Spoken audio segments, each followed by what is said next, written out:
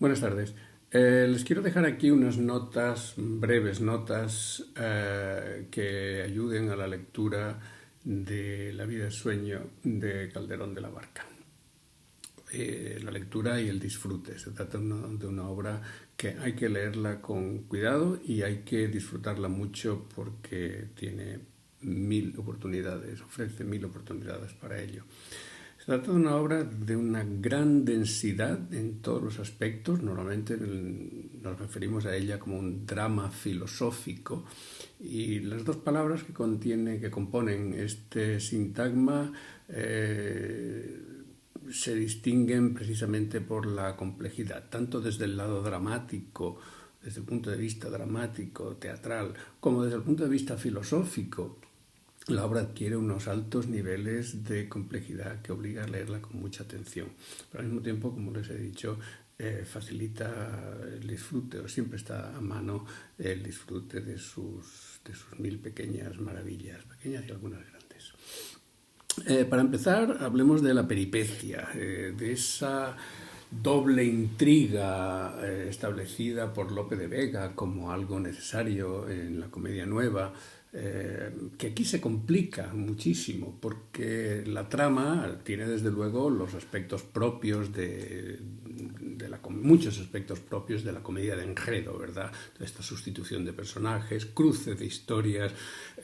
Sin embargo, por encima de eso, y no solamente dos, como era el caso de Fuentevejuna, el caso clásico de Fuentevejuna, ¿verdad? Que tenemos una intriga primaria y una intriga secundaria por encima, una local y una nacional, y una historia nacional por encima de ella. No, aquí son varios hilos argumentales que se cruzan. Y encima de ellos, por supuesto, todos ellos sostienen una enorme y compleja trama filosófica que hace que, aparte de la intriga, podamos y debamos leer los monólogos, los discursos de algunos personajes, sobre todo los de Segismundo, pero no solo, como algo independiente y como algo que puede ser entendido, comprendido y estudiado de forma completamente separado de la trama. Y desde el punto de vista de la filosofía católica, por supuesto que ya llegaremos a ello. Pero volviendo a la peripecia, veamos que hay varios hilos argumentales, no solamente dos. Tenemos a Rosaura, que es el primer personaje que aparece en escena, no en vano es el primer personaje que aparece en escena, y desde luego también está en la última escena. Su conflicto se resuelve en la última. Rosaura viene de Moscú a Polonia sin padre, a quien nunca ha conocido, y sin honor, porque lo ha perdido, se lo han quitado en Moscovia, como dicen ellos.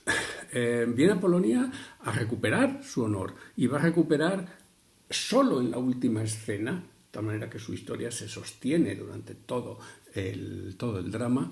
Recuperará tanto el honor como a su padre, a quien no conoce.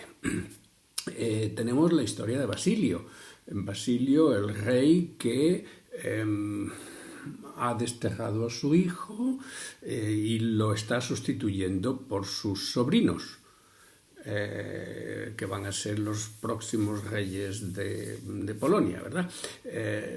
Basilio, esa intriga de cómo Basilio sustituye a uno por los otros y si sí o si no lo hace, y cómo al final acaba recuperando a su hijo, es también parte fundamental, es la historia principal, podríamos decir, de la obra, aunque no sea la primera que aparece ni la última que se concluye.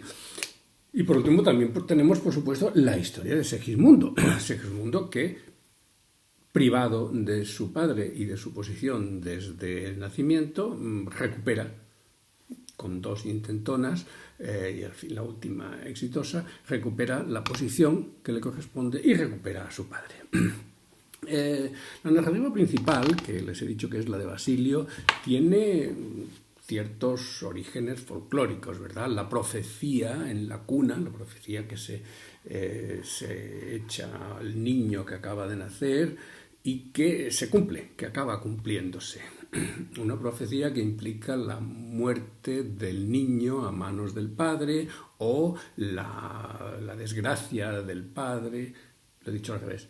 la muerte del padre a manos del niño que acaba de nacer, o la desgracia más general del padre a manos del niño que acaba de nacer. Es un motivo folclórico europeo muy extendido, como reconocerán en mil historias, ¿verdad?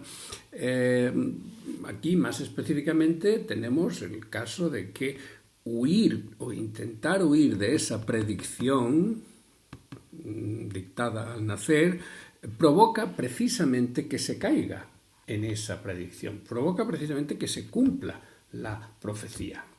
Claro, entonces estamos ya en un elemento típico de la tragedia griega. Es Edipo rey, es muchas más, ¿verdad? Querer evitar la tragedia predestinada conduce precisamente a esa desgracia. Querer evitar la desgracia conduce a la desgracia. Eso es uno de los elementos básicos de una tragedia griega, ¿verdad? Basilio provoca su mal y además lo reconoce al final. Quien piensa, dice en una de las tiras, quien piensa que huye al riesgo viene. Grita en el último acto, en su último parlamento, y concluye diciendo: yo mismo mi reino he destruido. Precisamente para evitar que su hijo le humillase, ha conseguido crear a un hijo monstruoso que acaba, por supuesto, por humillarle. Pero no es el único, es uno de los temas recurrentes de la obra y no es él el único que hace eso. También Clarín reconoce al final que huyendo de la muerte topé con ella. Clarín al final en una batalla, precisamente porque es cobarde y no quiere enfrentarse a la batalla, al campo de batalla, se esconde en determinado sitio, se esconde entre unos árboles y ahí van a darle un tiro. Justamente ahí va a parar un tiro perdido y se cae y aparece muriendo en escena. Es el único personaje que muere en escena diciendo eso, diciendo que precisamente por huir. Ya volveremos a ese tema. A diferencia de la tragedia griega, sin embargo, aquí tenemos redención. Y esa redención, ese escaparse del destino, del que no se escapa ningún personaje de tragedia griega, sino que la desgracia siempre ocasiona nuevas desgracias, las venganzas siempre ocasionan nuevas venganzas en el futuro, ¿no? Y la desgracia se arrastra durante generaciones. Aquí no, aquí tenemos la salvación que permite el dogma católico, que Calderón siempre predica, el libre albedrío. El libre albedrío, la libertad del alma, es incompatible con la predestinación. Por lo tanto, los personajes se salvan de su destino, de lo que es aparentemente su destino, pero solo aparentemente es su destino. Porque ellos deciden, y esta es la palabra fundamental, deciden hacer el bien, como dice, le recomienda Clotaldo a Segismundo. Aun en sueños, hacer el bien no se pierde. Hay que hacer el sueño por si acaso, hay que hacer el bien por si acaso no estamos soñando. Entonces, Segismundo decide hacer el bien, todos los demás también, y de esta manera rompen el ciclo de desgracias que podría haber sido la vida de todos ellos. Hablando un poco metiéndonos un poco en los personajes de esta obra, el primero es Basilio, realmente uno de los personajes más... el personaje más importante junto con Segismundo es su padre, ¿no? Porque es Basilio quien desencadena toda la acción. Basilio es el rey sabio, un rey que ha dedicado su vida al estudio y no al gobierno, como debería. Por lo tanto, es un rey malo. Su sabiduría acaba demostrándose vana. Una sabiduría que se extiende al estudio de las estrellas, al estudio de productos químicos, diríamos hoy día, en lenguaje más moderno, ¿verdad? Tiene una variedad de estudios, incluso también, el que nos importa, se extiende a lo que hoy llamaríamos ciencia política. Basilio estudia cómo el buen gobierno y cómo gobernar bien, pero es algo que él no es capaz de aplicarlo, no es capaz de hacerlo. Su sabiduría, y repito, es vana, es inútil. Intenta apartar a su hijo del gobierno, porque del gobierno y de la vida normal, porque las estrellas le han indicado que su hijo va a ser una fiera y va a no solamente humillar a él mismo, a su padre, sino que va a causar grandes destrozos y grandes guerras en el reino. Entonces decide encejarle, apartarle, enterrarle en vida y sustituirle por sus sobrinos, Estrella y Astolfo, ¿verdad? Dos sobrinos de distintos hijos de distintas hermanas, a quien él pretende casar y convertirlos en reyes de Polonia. Para eso estudia, como digo, estudia las estrellas y hace una especie de política de laboratorio. Todo lo hace, decidiendo el futuro del reino a partir de unos criterios fallidos. Unos criterios que nos expone con cierto didactismo, porque también es un rey orgulloso, es un rey que tiene orgullo en su propia sabiduría. Se enorgullece de su saber y de su ciencia más que de su buen gobierno. Pero es un hombre a quien le tortura el hacer las cosas bien, pero no sabe hacer las cosas bien, solo sabe estudiar.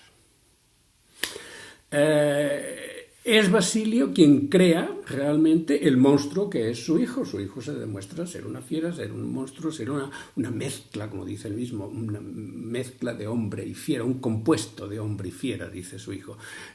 Porque al mantener a su hijo en prisión para que no haga daño, es precisamente él, Basilio, quien lo hace salvaje. Es el hijo quien convierte a su hijo en un salvaje, quien permite que las pasiones de su hijo se desarrollen sin freno. El vivir en sociedad, el estar en sociedad es, ya lo veremos más adelante, no es más que un freno a las pasiones que es necesario controlar. El hombre es una mezcla de animal y ser racional, y las pasiones es la parte animal y hay que controlarlo. La mejor manera de controlarlo es la educación y la vida en sociedad. Lo que hace Basilio al encerrar a su hijo en una torre y dejarlo aislado y solo, sin contacto alguno con ningún miembro de la corte ni de la sociedad, más que con Clotaldo, con ese maestro, lo que hace Basilio es justamente lo opuesto de lo que pretende hacer, que es convertir a su hijo en una fiera. Segismundo se queja justamente de eso. Su padre le ha dado alimento, pero no le ha dado nunca ni presencia, no lo conoce, ni amor, y se queja amargamente de eso. Su sabiduría, la sabiduría de su padre, no ha servido para nada a la hora de educar, de criar a este hijo. Volveremos al tema este de la relación padre-hijo. Clarín es el gracioso, es personaje también estándar en la Comedia Nueva, también establecido por Lope de Vega como tal, y es, como en la Comedia Nueva, la voz del sentido común. Hay muchas referencias a la comida, se preocupa siempre por la comida, deja caer bastantes chistes por el camino. Sin embargo, este Clarín es un gracioso con una altura poco común, sobre todo al final. Fíjense que es el único personaje que muere en escena. Y antes de morir da un discurso. Es muy raro que el gracioso muera. Normalmente mueren los malos, mueren soldados, mueren personas anónimas o alguno de los protagonistas principales por algún motivo. Pero que muera el gracioso, yo no recuerdo ningún caso, más que este. Y es su muerte lo que le da una altura que no tienen otros graciosos. Porque precisamente por ser la voz del sentido común, al morirse pronuncia el discurso, un pequeño discurso en el acto tercero, al final del acto tercero, que le da esa dimensión filosófica al hecho, una dimensión filosófica al hecho de morir. No hay que huir de lo inevitable y hay que recordar que todo lo terreno es pasajero. Esto es, como digo, lo que hace que Clarín sea un gracioso distinto de los demás, y hay que mirarle con cuidado, sobre todo en este final. Bien, queda el personaje, entre los personajes principales, queda Clotaldo. Clotaldo es la voz del conflicto permanente. Todos los personajes viven en conflicto, ya lo veremos eso también en otro vídeo, pero Clotaldo se distingue por eso, por vivir en constante conflicto. Conflicto como padre, es padre de Rosaura y es súbdito del rey. y las decisiones que tome acerca de Rosaura están teñidas por ese conflicto. Tiene que matar a Rosaura, pero ¿cómo va a matar a Rosaura si es su hija?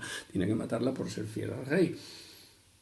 Entonces no puede zafarse de esa imposibilidad hasta que finalmente el rey la libera. Dice, no importa, déjala tranquila. Pero discute, piensa, ¿qué hago? ¿Verdad? Ya veremos por qué. También es, en cierta manera, padre de Segismundo. Segismundo, al final, en el último acto, le llama así, le llama padre, por primera vez. Es padre porque es él quien le ha criado. Es él quien se ha cuidado de la alimentación y de la educación de Segismundo. Es el único adulto, el único ser, aparte de los soldados que no hablan, es el único ser vivo a quien Segismundo ha visto, el único con quien se ha comunicado.